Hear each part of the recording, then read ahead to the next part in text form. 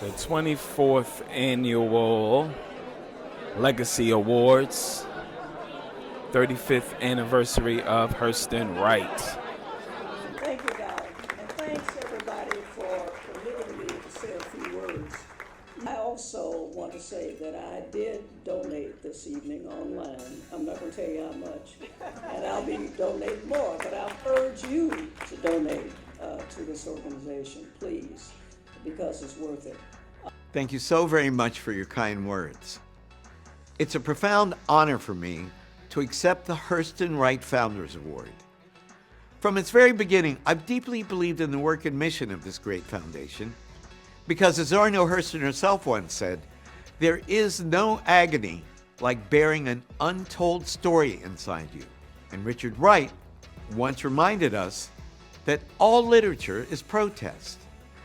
Today, seeing the impact of the writings of so many Black authors and witnessing generations of readers share their stories affirms those two beliefs. Ladies and gentlemen, I humbly accept this award as a tribute to all who work to ensure that our stories are seen, heard, and passed down to the next generation, from root to branch. Thank you for allowing me to be part of this great journey. Hi, I'm Brandon Lee, and I cannot overstate how proud and honored I am to accept the Hurston Wright Legacy Award for the Knife Thrower. Before anything else, I'd like to thank the Hurston Wright Foundation for making sure Black writers have the space to create, hope, fail, and maybe try again. This award doesn't just recognize my work, it recognizes an entire ecosystem that makes the work of Black writers possible. I'm grateful to everyone who helped bring the Knife Thrower into being, particularly my friend Gwenelise Niekamp. She believed in my work and in her diligence suggested I submit for this award to begin with. Thank you to the great Brodini and his target girls, Lynn and ECAT. Thank you to the impalement artists throughout time. Thank you to my cohort and advisors from Washington University and St. Louis. And thank you to the entire community of writers and readers who support the arts. This means more to me than I can actually express. Black writers carry the weight of wondering if our stories matter, if anyone's reading, if our work will find its people, and then if we're adequately representing those who came before us. For now, I will take this award as a yes to some of those questions. At the risk of overstating my gratitude, again, thank you for this honor, and thank you for continuing to build this legacy.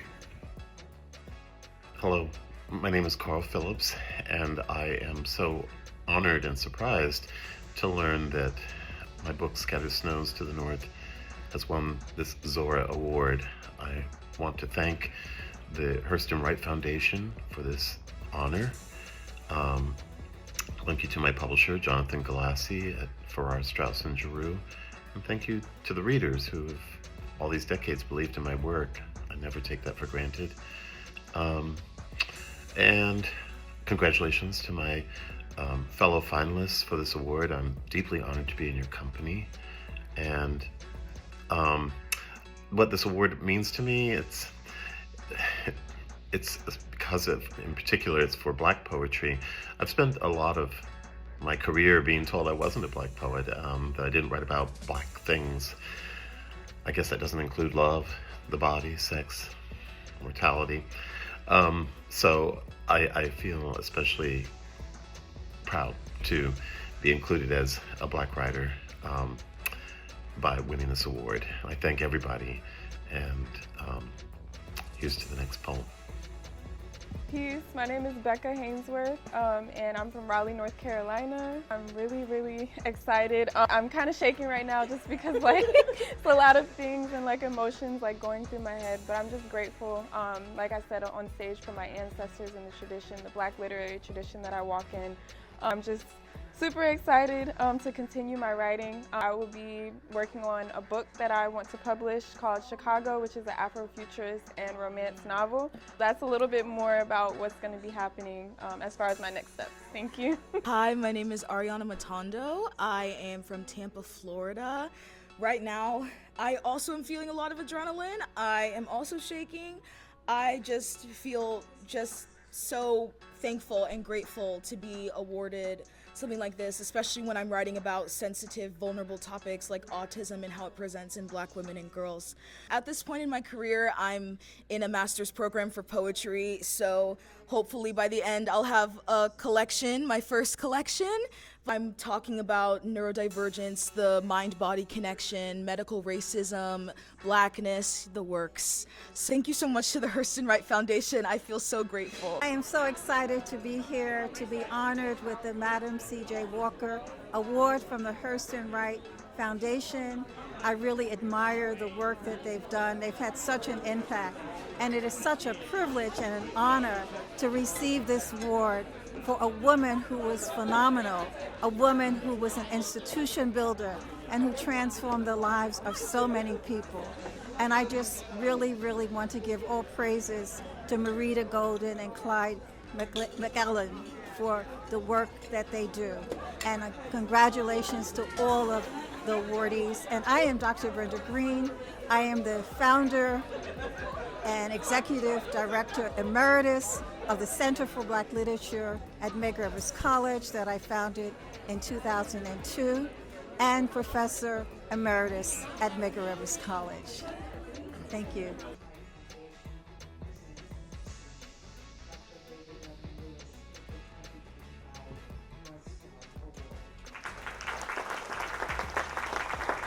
David Whetstone, Vice Chair of your board, reminds me that I've twice received the North Star Award, which means that this pivotal community of creators and scholars and performers has twice encouraged me to be a relevant agent in our cause for justice. Many years ago, when you bestowed this honor upon me, we people of color imagined ourselves as pace setters in the struggle of all Americans, of all colors, of all origins, of all visions, and of all sexual affiliations, and of all disabilities, and of all politics to achieve diversity, equity, and inclusion. Remember, many of us must have imagined ourselves on the cusp of a post-racial America. But on this Friday afternoon, but 9 months after last November's national election, that powerful newspaper edited and published in Rochester, New York, by Frederick Douglass 150 years ago, calls us back to all our civil libertarian foundations. Our North Star is dimming. White supremacy in all its blatant anti-woken Project 2025 arrogance and kleptocratic determination reigns again, mimicking its antebellum origins as blatantly as when Supreme Court Justice Roger B. Taney ruled that we had no rights whites must respect. Frederick Douglass, speaking at the 1850 West Indian Emancipation, said this: "Find out just what any people will quietly submit to, and you may have found the exact measure of injustice and wrong which will be imposed upon them, and that these will continue until they are resisted with either words or blows or with both. Our North Star has dimmed, but the pathway it still shines on may yet lead us. New York City's almost implausible young Democratic, Socialist, and Muslim-born mayoral candidate, Zoran Mamdani, may yet be an avatar of that desperately needed progressive national politics that unashamedly embraces a DEI possible America.